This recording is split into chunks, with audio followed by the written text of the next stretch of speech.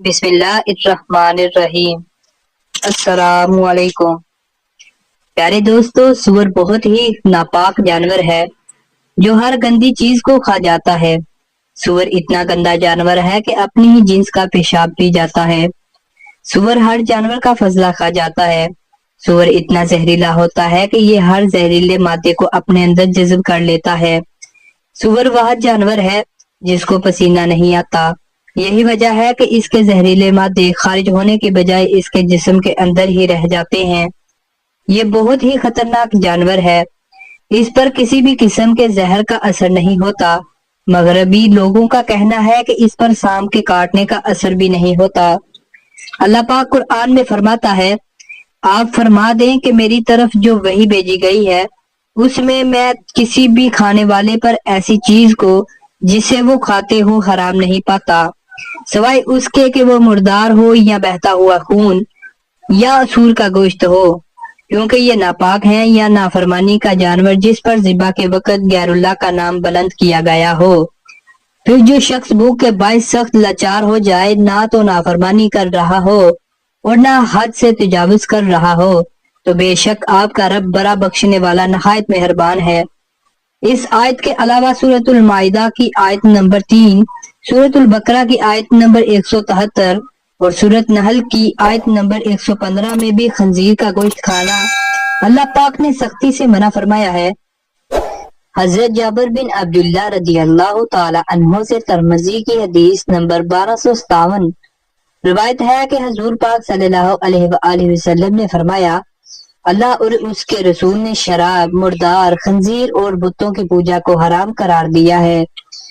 اللہ تعالیٰ نے مسلمانوں کو سختی سے سور کا گوشت کھانے سے منع فرمایا۔ سور دنیا کا گندا ترین جانور ہے جو گندگی میں پروش پاتا ہے اور گندگی کھاتا ہے۔ غیر ترقی یافتہ ملکوں میں اکثر دیہاتوں میں لوگوں کے گھروں میں واش روم نہیں ہوتے، وہ پخانہ باہر کھیتوں میں جا کر کرتے ہیں۔ اس گندگی کو ختم کرنے کے لیے لوگ سور پالتے ہیں۔ ترقی یافتہ ملکوں میں لوگ سور کو صاف جگہوں پر رکھتے ہیں، لیکن سور کی فطرت ہی گندی ہے، اس لیے یہ وہاں صحیح طریقے سے پرورش نہیں پا سکتے۔ آئیے اب آپ کو خنزیر کی خباثت اور ناپاکی کی وجہ بتاتے ہیں۔ خنزیر سے خاص قسم کی بدبو آتی ہے کہ اس کے پاس انسان کھڑا نہیں ہو پاتا، اس لیے مغربی دنیا میں اس کے جسم پر ایک خاص قسم کا تیل لگایا جاتا ہے۔ یہ دنیا کا واحد جانور ہے کہ جو دوسروں کی غلاظت کے ساتھ ساتھ اپنی غلاظت بھی کھا جاتا ہے۔ خنزیر اپنی مادہ کے لیے خود دوسرے نر کو پسند کرتا ہے اور اس کو گھیر کر اپنی مادہ کے پاس لاتا ہے اور خود ہی ان دونوں کا ملاپ کرواتا ہے۔ یہ دنیا کا واحد جانور ہے جو کہ ہم جنس پرستی کو بہت پسند کرتا ہے۔ انہی عادات اور خلصتوں کی وجہ سے خنزیر کو قرآن پاک میں ناپاک کہہ کر پکارا گیا ہے، اور یہی وجہ ہے کہ آج خنزیر کو کھانے والوں میں خنزیر کی ہی یہ سب ناپاک عادتیں عام ہو چکی ہیں۔ اس لیے قرآن و حدیث میں خنزیر سے کسی بھی قسم کا فائدہ اٹھانے سے منع کیا گیا ہے۔ روایت موجود ہے کہ یہ کسی بھی نبی کی امت کے لیے حلال نہیں کیا گیا۔ جن علاقوں میں لوگ سور کا گوشت کھاتے ہیں، یہی وجہ ہے کہ وہ ڈانس پارٹیوں کے درمیان اپنی بیوی کو دوسرے مرد کے ساتھ ڈانس کرنے کی اجازت دے دیتے ہیں۔ شراب پینے والے اور سور کا گوشت کھانے والے بے شرمی کے کاموں کی طرف بڑی جلدی آ جاتے ہیں۔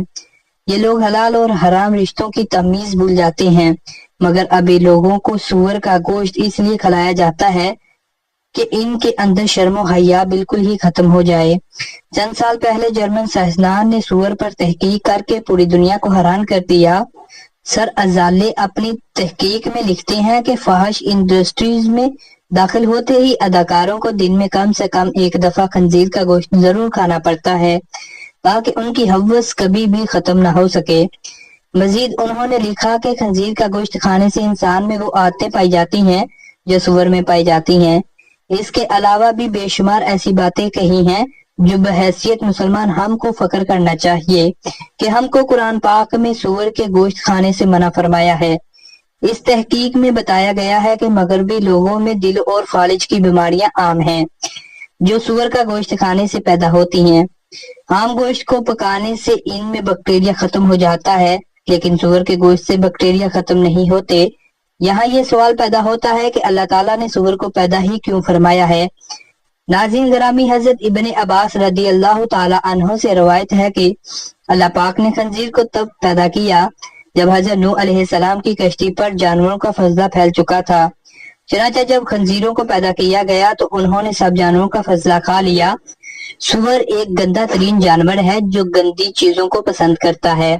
یہ زمین سے زہریلے کیڑے مکوڑے اور حشرات کو کھا جاتا ہے، اس لیے اللہ تعالیٰ نے اس کو پیدا فرمایا تاکہ سور زمین سے گندگی کو صاف کرتا رہے۔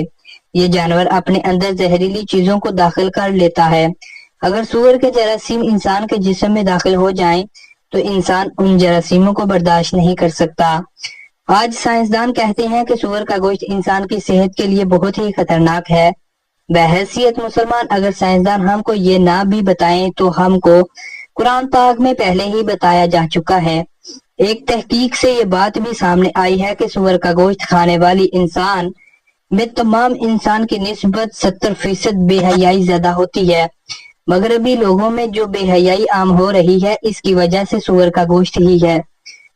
جب مسلمان مغربی علاقوں میں جاتے تو یہ گوشت مسلمانوں کو بھی کھلایا جا رہا ہے۔ مغربی علاقوں میں بڑے بڑے ہوٹلوں میں شراب اور کھانوں کے ذریعے مسلمانوں کو یہ سور کا گوشت کھلایا اور شراب میں ملا کر پلایا جا رہا ہے، جس کی وجہ بے حیائی عروج پر آ رہی ہے۔ لیکن بدقسمتی ہے کہ ہمارے پاس کوئی ایسی لیبارٹری نہیں ہے جس کی مدد سے ہم مغرب سے آنے والی دوائیوں کو چیک کر سکیں کہ ان میں سور کا گوشت کو ملایا نہیں جا رہا ہے۔